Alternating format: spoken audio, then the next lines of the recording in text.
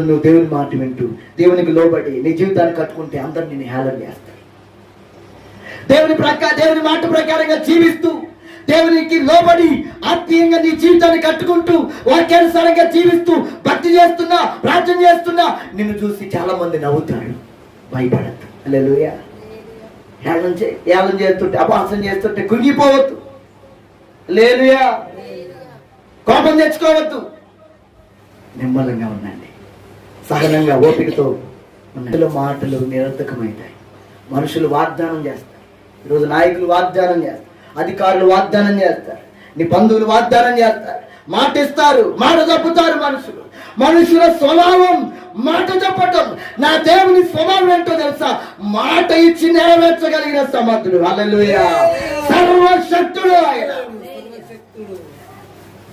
మాట మీద కట్టుబడి ఉండేవాడు, మాట మీద నిలబడే